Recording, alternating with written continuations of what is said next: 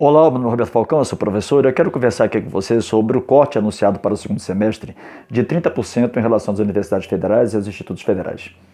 Vamos começar pelo óbvio. Tirar 30% da verba de custeio talvez crie dificuldades para a manutenção dos trabalhos de hospitais que funcionam como residência para os futuros médicos. E sim, são hospitais públicos. Eles atendem a população mais carente, estão associados às universidades, eles fazem parte da escola de medicina. Não, Falco, mas não estou preocupado com saúde pública não, então tudo bem, vamos lá. Cortar a verba das universidades compromete, por exemplo, 90% das pesquisas científicas que hoje são realizadas no Brasil. Porque a iniciativa privada, seja por falta de recursos, seja por falta de visão, no nosso país não investe em iniciativas de pesquisas científicas.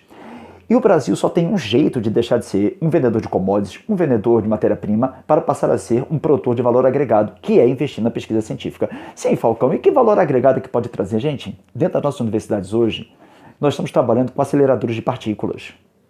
Nós temos estudos universitários hoje, por exemplo, de fármacos para combater melhor o câncer.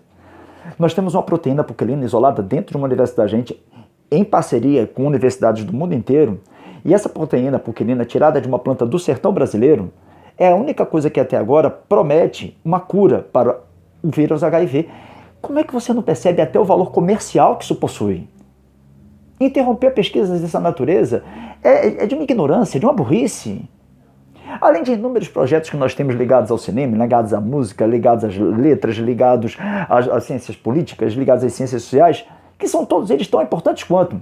Falcão, mas eles não geram dinheiro. Deixa de ser energúmeno. Hoje, a imensa maioria dos aplicativos precisa compreender como funciona a sociedade até para saber como satisfazer as necessidades. As incubadoras hoje de alta tecnologia, as startups, elas precisam desses estudos de ordem sociológica, de ordem psicológica.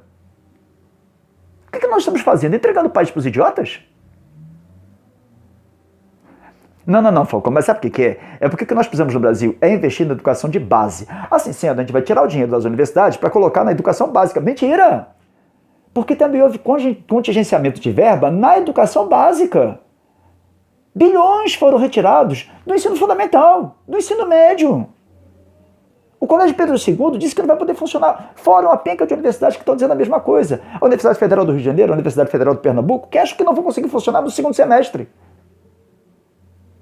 O que a gente está fazendo? Eu me lembrei de uma fábula, sabe? Porque é tão óbvio que nós estamos no caminho errado, é tão evidente que isso não pode dar certo, que a gente não percebe as coisas mais óbvias. Por exemplo, a gente não percebe, por exemplo, que a irmã do Paulo Guedes é uma das principais representantes, se não for a principal representante, da Associação das Universidades Privadas do Brasil. Será que existe alguma coincidência nisso? Ou é óbvio que aí existe um interesse natural?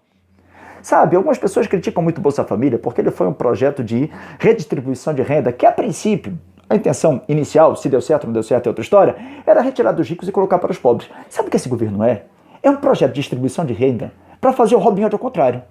Então a Previdência, a reforma da Previdência, essa situação das universidades, é tudo uma tentativa de tirar do pobre para dar para o rico. Para o rico. E o que me espanta é eu ver pessoas pobres universitárias batendo palmas para a catástrofe que está acontecendo na vida delas.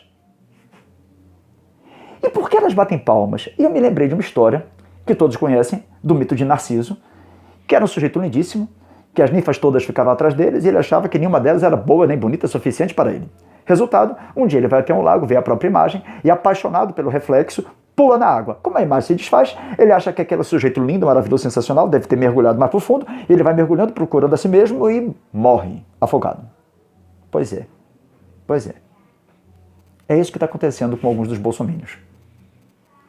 Você ficou tão apaixonado pela própria voz que você não é mais capaz de perceber que você está nadando atrás de uma miragem, que não tem nada ali, e que você vai morrer afogado, e que provavelmente vai matar uma porrada de gente também, uma porrada de iniciativas também, uma porrada de pesquisas também, e uma porrada de pessoas que não vão poder ter atendimento médico. E sabe como eu sei disso? Porque quem está na governança do nosso Ministério da Educação não faz a menor ideia do que está fazendo. Falcão, o Abraham Weintraub não faz ideia. Ele deu uma entrevista, ele e o presidente do INEP, em que eles disseram, inclusive vangloriaram-se na entrevista, procura aí, você vai vendo, dá um Google aí que você vai achar, de que conseguirão fazer uma prova do Enem, que eu não sei se sai direito, por R$500 mil. Sim, R$500 mil. R$500 mil é uma casa. E nem uma grande casa, uma casa. Qualquer pessoa que some 2 com 2 sabe que esse número é absurdo. Na verdade, eles conseguiram por 500 milhões.